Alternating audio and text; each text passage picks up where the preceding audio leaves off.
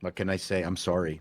I admit to having Disney Plus. Not like all those people who are actually playing Hogwarts Legacy, but not telling anybody just in case their social justice warrior dipshit friends, accuse them of That not was towing the line.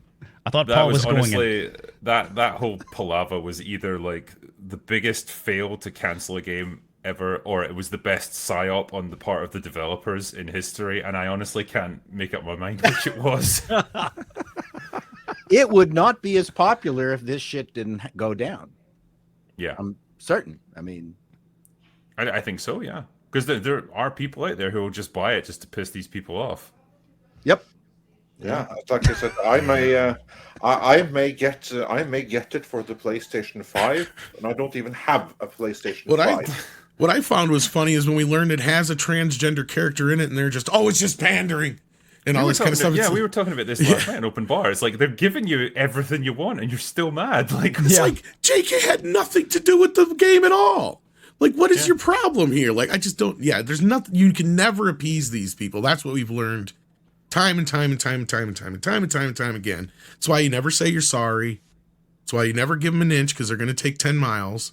It's the same difference every time. What I was love, though, is that everyone who tried, all the Twitch streamers who tried to cater to that particular audience, who show how virtuous they are, now they can never play this game. Yeah. And they always have to fall in line, and they always have to abide by whichever cause is popular this month. Yeah, this month it's not playing this game and condemning J.K. Rowling. Next month is going to be something else. Twitch streamers that sided with the brown shirts are missing out on the most popular game in the history of Twitch and can't make bank on it. Yeah, pretty much, because they can't play it in case they get attacked by the brown shirts they enabled. So I think it's hilarious. I was originally waiting till the summer to buy a PS5. I was waiting for Final Fantasy 16. I bought one. I'm picking it up tomorrow at Best Buy for this game. There you go. Well, there you go. So Joey's right here. They're not people. They're not people. They're hippies. No, I thought I was going to have to do the voice, but you already had a clip. Thanks so much, Tom.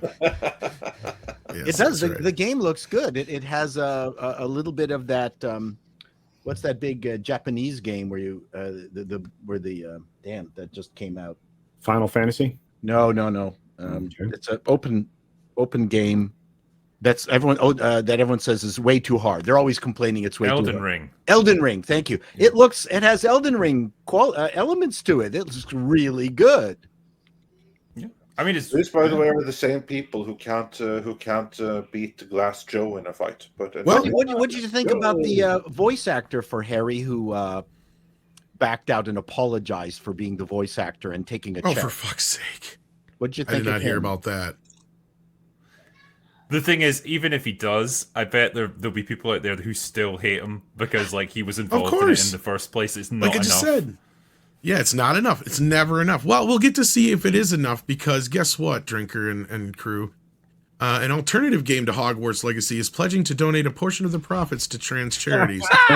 So we'll see how well this game does in comparison. Oh, no. So they can actually, so thanks to Six for bringing this to my attention. That charity is going to owe money.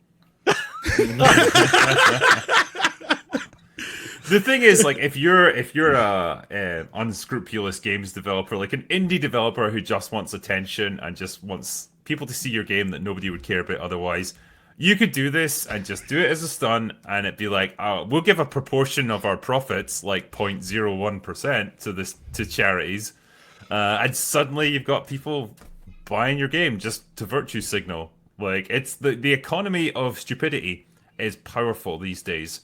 And there's always people looking to take advantage of it. I imagine that's probably what this is. Yeah, and speaking of the audience for this campaign, I believe the saying is, there's born one every minute. Wow. It's going to be a groomer game where you get more points the younger you can get them. No, Andre, you're wrong. They weren't born this way. That's the thing. Yeah, exactly. Now, there's not one born every minute. There's one created every so often. And then randomly assigned on a whim. Yes. I don't even try to pretend to understand the insanity anymore. I just nod, smile, and go. Yes, and I'll be careful from there on. Yeah, I know Andre wants me to be. So yeah. But this stuff is interesting though, because when you look at the attempts to cancel this game and the resulting backlash to the backlash, which is essentially no, fuck you, we're going to make it even more successful now, just to infuriate you.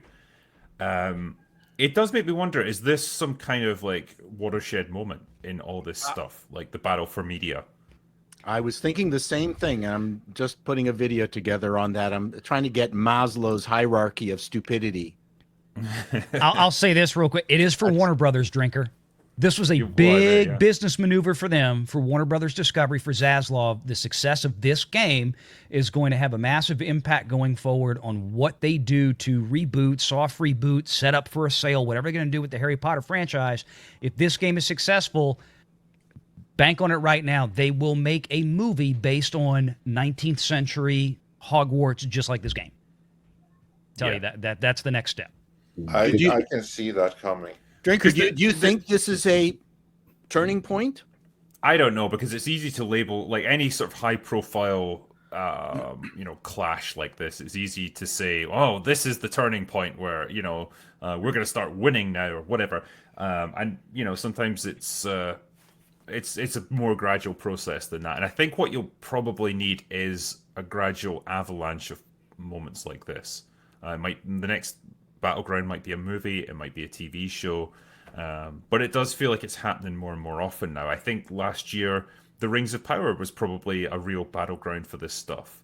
That felt like this kind of creeping destruction of well-known franchises that people have loved for a long time. That started with things like Star Wars and Star Trek. It ran smack bang into the wall that is the Lord of the Rings fandom. And those guys were hardcore, and their attitude was, fuck you, you ain't getting a step further with this one. We kind of predicted that. Star Trek and Star Wars are one thing. You can't mess with no Lord of the Rings nerds, because they are the original actually nerds. They've been in this for 70 years now. Exactly. They're the guys who are like, actually it was Gandalf who did it, But that's one element of this, and so that's what it did for TV. Maybe this is going to be the similar kind of thing for gaming. Well, Gary's takedown of Rings of Power are always fantastic because his knowledge of the lore is so good. Yeah. It's fantastic to listen to. I think, Drinker, that the SNP should put out a game. I cannot imagine what that would be. I'm thinking they got the government money. They could do it. If they were to try and incorporate all of their current policies into a game,